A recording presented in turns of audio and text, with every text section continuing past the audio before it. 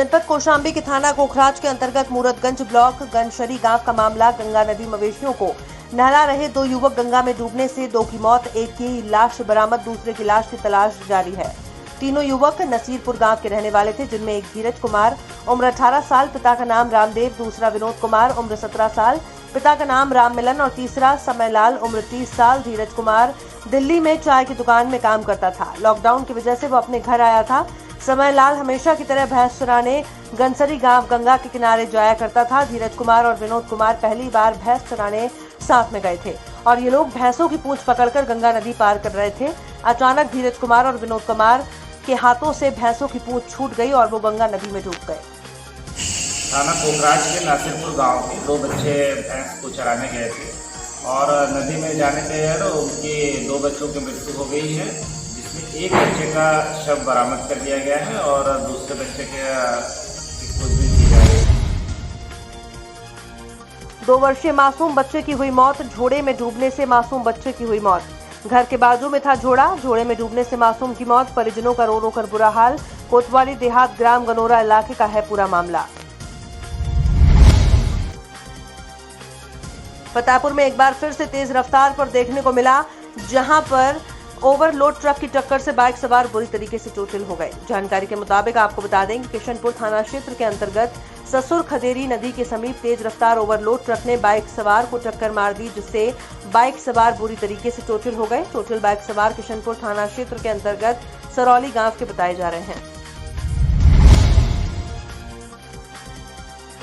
खबर फतेहपुर से है, जहां पर पत्रकार उत्पीड़न को लेकर पत्रकारों ने कल जल सत्याग्रह किया है। जानकारी के मुताबिक आपको बता दें कि पिछले दिनों जिला पत्रकार संघ के अध्यक्ष अजय सिंह भदौरिया पर तानाशाह जिलाधिकारी के द्वारा फर्जी तरीके से मुकदमा दर्ज किया गया, जिसके बाद से जनपद भर के पत्रकारों में रोष है। वहीं पत्रकारों ने 30 मई के दिन पत्रकारिता दिवस के अवसर पर काला दिवस मनाया था, जिसके बाद कल 7 जून को पत्रकारों ने जल सत्याग्रह आंदोलन किया। वहीं फतेहपुर जनपद के किशनपुर थाना क्षेत्र के अंतर्गत किशनपुर यमुना नदी घाट में करीब 2 दर्जन पत्रकारों ने जल सत्याग्रह कार्यक्रम कर जिला प्रशासन के खिलाफ जमकर नारेबाजी की। साथ ही पत्रकार संघ के अध्यक्ष अजय सिंह भदौरिया पर दर्ज किए गए मुकदमे को वापस लेने की बात कही गई। पत्रकारों ने अभी बताया कि अगर न्याय नहीं मिला तो ये लड़ाई आर पार की होगी और आंदोलन जारी रहेगा। कोविड-19 की व्यवस्था को लेकर आज यूपी के स्वास्थ्य राज्य मंत्री ने जिला अस्पताल का औचक निरीक्षण किया। निरीक्षण के दौरान मंत्री ने जिला अस्पताल के आइसोलेशन वार्ड का निरीक्षण कर सफाई व्यवस्था सहित सभी इंतजामों के बारे में जाना और बढ़ रहे कोविड मरीजों को रखने की व्यवस्था के बारे में अस्पताल में नियुक्त कोविड डॉक्टर से बातचीत की। इस निरीक्षण के दौरान जिला अस्पताल में सभी व्यवस्था ठीक मिली। साथ ही साथ मंत्री ने महिला अस्पताल में जाकर महिला अस्पताल का भी जायजा लिया और अस्पताल में भर्ती प्रसव महिलाओं से बातचीत भी की। इतना ही नहीं, मंत्री जी ने कई महिलाओं को शगुन के तौर पर 100 रुपए भी दिए। देखिए, ऐसा है कि पूरे विश्व में कोविड का प्रकोप चल रहा है, इसमें भारत भी छूटा नहीं है। लेकिन जो कोविड की जो व्यवस्थाएं हैं, उसके कारण से जो सामान्य बीमारियों के मरीज हैं, जिनको अति आवश्यकता है इलाज की, वो प्रभावित तो नहीं हो, उसके लिए माननीय मुख्यमंत्री योगी जी ने हम मंत्रियों को हर जिला अस्पताल में भेजा है और वही हमने देखा है। यहाँ पर हमने देखा कि 20 से ज़्यादा प्रसव हुए हैं, 10 से ज़्यादा महिलाएं भर्ती हैं जिनका प्रसव होना है, 10 महिलाएं ऐसी हैं कि जिनकी सीजरियन केस हुए। सदर कोतवाली क्षेत्र के सब्जी मंडी के पास बाइक सवार युवक की सरेराह पिटाई का वीडियो वायरल हो रहा है, जहां बीच सड़क में 2 युवक एक युवक के साथ सरेआम बीच सड़क पर मारपीट कर रहे हैं। वीडियो वायरल होने के बाद पुलिस मामले की जांच में जुट गई। उधर सीओ सिटी का कहना है कि सोशल मीडिया पर एक वीडियो वायरल हुआ है, जो कि सदर कोतवाली क्षेत्र का बताया जा रहा है, जिसमें बाइकों की भिड़ंत में एक युवक को 2 युवक मारपीट करते दिख रहे हैं। इस मामले में कोतवाली में कोई तहरीर नहीं आई है। वीडियो की जाँच करके युवकों की तलाश की जा रही है। सोशल मीडिया के माध्यम से एक वीडियो प्राप्त हुआ जो कोतवाली क्षेत्र शामली का बताया जा रहा है। इसमें आपस में बाइक लड़ने की वजह से कुछ युवकों में आपस में मारपीट होती दिखाई दे रही है। इस वीडियो से संबंधित किसी भी पक्ष के द्वारा थाने पर कोई सूचना नहीं दी गई है। पुलिस द्वारा इस वीडियो को संज्ञान में लेते हुए इसकी जांच की जा रही है और इसमें जो भी व्यक्ति आपस में मारपीट करते दिखाई दे रहे हैं, उनकी पहचान करके शीघ्र ही उनके खिलाफ उचित वैधानिक कार्रवाई की जाएगी।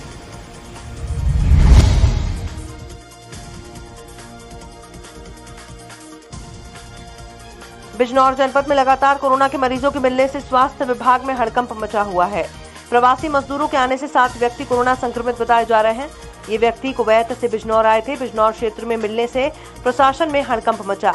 7 और कोरोना पॉजिटिव मिले हैं, जहां जिला प्रशासन ने सभी जगह के हॉटस्पॉट को सील करने के आदेश दिए हैं और यहां पर सैनिटाइज का काम शुरू करवा दिया है। इन सभी की पुष्टि फोन पर डॉक्टर सीएमओ विजय कुमार यादव ने करते हुए बताया कि जनपद में अब 80 कोरोना संक्रमित मरीज हो गए हैं। इस प्रकार जिले में टोटल 145, जिसमें 63 ठीक हो चुके हैं, 2 की मौत हो चुकी है।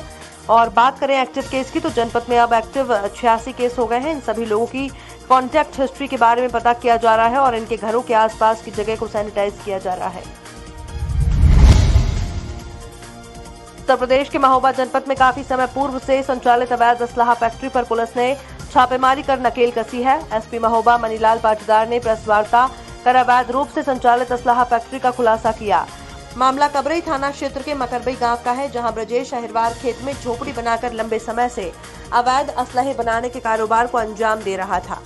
ये थाना कबरई के एक गांव मकरबई के मजरा गुड़ा का एक मामला सामने आया था, जिसमें ये जानकारी मिली थी कि वहां पर एक व्यक्ति ब्रजेश अहिरवार अवैध तमंचे बनाने का काम कर रहा है। पुलिस ने जब ये जानकारी को वेरीफाई किया और वहाँ दबिश दी गई, तो ये अभियुक्त जो है ब्रजेश अहिरवार, इसके पास से पूरी एक तमंचा बनाने की पूरी फैक्ट्री बरामद की गई है।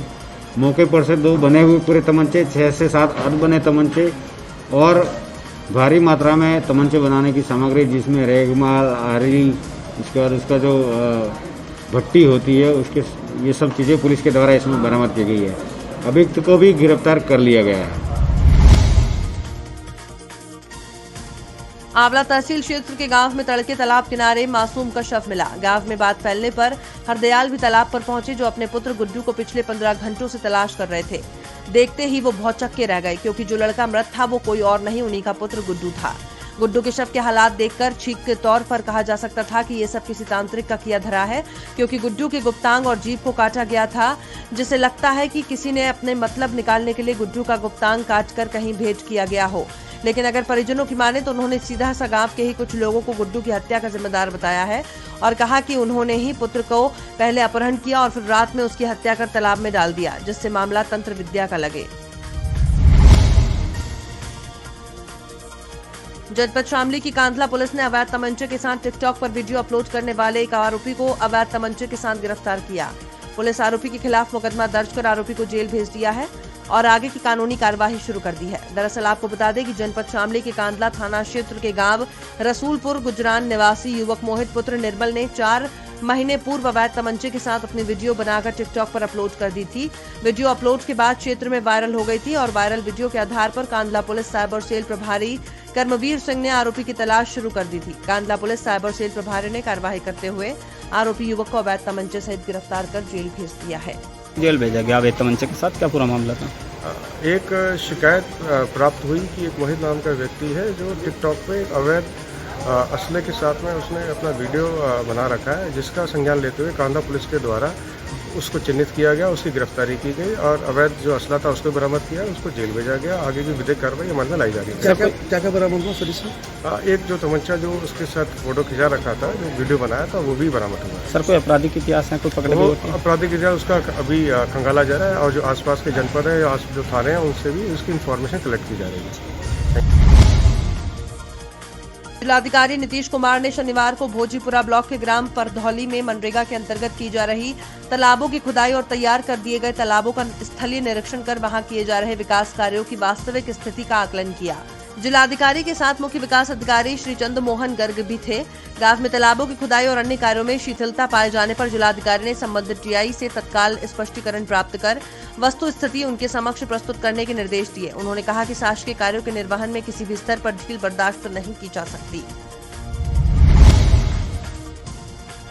बस्ती जिला अस्पताल का मुख्यमंत्री योगी आदित्यनाथ ने औचक निरीक्षण किया। कोरोना महामारी को देखते हुए मुख्यमंत्री ने जिला चिकित्सालय बस्ती का औचक निरीक्षण किया।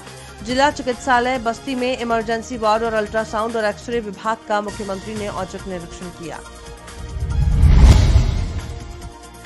वैश्विक महामारी कोरोना वायरस संक्रमण से बचने के लिए सरकार द्वारा दिए गए निर्देशों को पालन पंचायत में बखूबी हो रहा है। आपको बता दें कि जीविका दीदियों के माध्यम से बने मास्क उपलब्ध कराकर जनप्रतिनिधियों के द्वारा पंचायत के लोगों के बीच वितरण किया जा रहा है। बात करते हैं सहरसा जिले के सौर बाजार प्रखंड क्षेत्र की कांप पश्चिमी पंचायत की, जहां मुखिया और वार्ड सदस्य के द्वारा प्रत्येक परिवार में 4 मास्क 1 साबुन दिया जा रहा है। आपको बता दें कि जीविका दीदियों के द्वारा निर्माण किए गए मास्क जीविका कार्यालय सौर बाजार से उपलब्ध कर मुखिया और वार्ड सदस्य मिलकर लोगों के बीच वितरण कर रहे हैं ताकि इस संक्रमण से बचा जा सके। उपलब्ध करवाते हैं। सौर बाजार प्रखंड के कांप पश्चिमी पंचायत में मास्क जो है निर्माण करने के लिए जीविका के दीदियों के द्वारा वहां सिलाई सेंटर खोला गया है। उसमें प्रखंड परियोजना पदाधिकारी के द्वारा और डीपीएम साहब के द्वारा वहां सेंटर खोला गया है, जिसमें मास्क बनाया जाता है और प्रखंड के जीविका कार्यालय के द्वारा हम लोगों को 1 मास्क का 20 रुपया लिया जाता है, जिसमें हम लोगों को प्रत्येक परिवार में 4 मास्क और 1 साबुन देना है। और हम अपने पंचायत में 4 मास्क और 1 साबुन वार्ड नंबर 12 से लेकर के सभी वार्ड में चालू कर चुके हैं। कितने वार्ड हैं? और हमारे पंचायत में 12 वार्ड हैं, 1 से लेकर के 12 तक। लेकिन अनुसूचित जाति रहने के कारण जो है हम 12 नंबर वार्ड से चालू किए हैं और 1 नंबर वार्ड तक सभी वार्ड सदस्य के द्वारा, और हम अपने से भी रहते हैं और हम चाहते हैं कि प्रत्येक परिवार को मास्क और साबुन का लाभ मिल सके। मीरापुर क्षेत्र के ग्राम खेड़ी सराय में एक नाबालिग किशोर के साथ एक युवक ने कुकर्म किया। पीड़ित के पिता ने कुकर्म करने वाले युवक को नामजद करते हुए थाने में तहरीर दी है। पुलिस ने आरोपी के विरुद्ध मुकदमा दर्ज कर लिया है। ग्राम खेड़ी सराय निवासी नफीस ने बताया कि उसका 8 वर्षीय पुत्र शनिवार की सुबह घर से बकरियां चराने के लिए जंगल में गया था। दोपहर लगभग 2 बजे गांव निवासी टिंकू पुत्र गोपाल उसके पुत्र के पास पहुंचा और उनके पुत्र को बहला फुसलाकर पास के ईख के खेत में ले गया और वहां ले जाकर टिंकू ने उसके पुत्र के साथ कुकर्म किया और फरार हो गया। लगभग 3 बजे उसका पुत्र घर आया और सारा वाकया बताया। इसके बाद पीड़ित परिजनों ने टिंकू को काफी तलाश की, लेकिन कुछ पता नहीं चल सका। पीड़ित पिता ने टिंकू के विरुद्ध थाने में तहरीर दी। पुलिस ने कुकर्म करने वाले युवक टिंकू के विरुद्ध सुसंगत धाराओं में मुकदमा दर्ज कर लिया है। आरोपी युवक फरार है। नफीस है जी। क्या मामला हुआ? मामला यह है जी, हमारा लड़का बकरी चलाने गया था कब्रिस्तान में। वहाँ लाइजन के लड़के ने उसके साथ में बलात्कार करा, जबरदस्ती। कौन से गांव का है? खेड़ी का जी। ठीक है भैया। उसे 1-1.5 घंटा में होता है।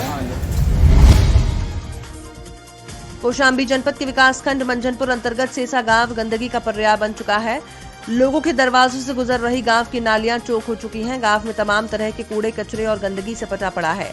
नालियों का गंदा पानी सड़क पर बहने के कारण तमाम तरह के संक्रामक बीमारियों का खतरा पैदा हो गया है। ग्रामीणों ने बताया कि वर्षों से सफाई कर्मी गांव में नहीं आ रहे। ग्राम प्रधान और अधिकारियों की मिलीभगत से हर महीने वेतन तो पूरा ले रहे हैं, लेकिन गांव में सफाई नहीं हो रही। लाख शिकायत करने के बावजूद कोई कार्रवाई नहीं होती। आरोप है कि मानव को ताक पर रखकर शौचालय निर्माण कराया गया है। मानक विहीन शौचालय होने के कारण ग्रामीण प्रयोग न करते हुए उसमें उपले कंडे भरे हुए हैं। साथ ही ये भी आरोप है कि सेक्रेटरी की मिलीभगत से ग्राम प्रधान विकास के लिए आने वाले सरकारी धन का बंदरबांट कर रहे हैं। समस्या है ये साहब की लिंटरों में पड़ जाए, वो चालू हालत में है, दरवाजा लग जाए, हम उधार बाढ़ी लेके कौनो तरह बनवा ली न है, तो अब साहब पैसा क्या बनवा लिए हैं? हम लाइटरिंग बनवावा है। प्रधान जी कहें कि तुम बनवा लो, पैसा निकली तो हम दे देवे। आज तलुक होगा उदहीन नहीं आए न हमार जांच करें। क्या नाम है आपका? अमृतलाल नाम। आपको लेके आए कौशाम्बी जनपद के सेसा गांव में, जहां पे गंदगी का अंबार लगा हुआ है, गंदगी का पर्याय बना हुआ है और प्रधान सरकारी धन डकारने पे जो है लगा हुआ है और यहां पे साफ सफाई नहीं की जाती है। नालियों का गंदा पानी सड़कों पे बह रहा है। आइए आपको ग्रामीणों से मिलाते हैं। क्या समस्या है आपकी? हमारे यहाँ समस्या ये साल है कि 2 साल हो गया, आज तक कोई सफाई कर्मी नहीं आया हुआ है। न प्रधान देख रहा है ध्यान, नाली टूटी पड़ी हुई है, उसको कोई ध्यान देने वाला नहीं। हमारे यहाँ सड़कों के ऊपर से पानी गुजरता है, सड़कों के ऊपर से पानी गुजरता है। ये तकलीफ है सब पूरे गांव वासियों को। इस बात की आपने कहीं पे शिकायत की? शिकायत प्रधान से बोले नाली बनवाने के लिए, सेक्रेटरी आते हैं वो भी ध्यान नहीं देते हैं। एक दिन डीएम आया, एसडीएम आया, वो भी जांच करके चला गया, उसने भी कोई ध्यान नहीं दिया। सफाई कर्मी तो आज तक यहाँ आया ही नहीं, किसी ने देखा भी नहीं होगा पूरे गाँव वालों ने। क्या नाम है आपका? सुरेश। मैडम आपको क्या समस्या है, आप क्या बताना चाहेंगी? हमें समस्या ये है साहब कि हमारे घर में लैटरिन नहीं है, सयान बिटिया है, बहू है, लैटरिन कहाँ जाए? आज तक लैटरिन नहीं बनाई गई? नहीं बनाई गई, हमको कोई भी बता दे। हमारे घरों से पड़ा जा, देख ले। क्या नाम है आपका? चौरसिया देवी।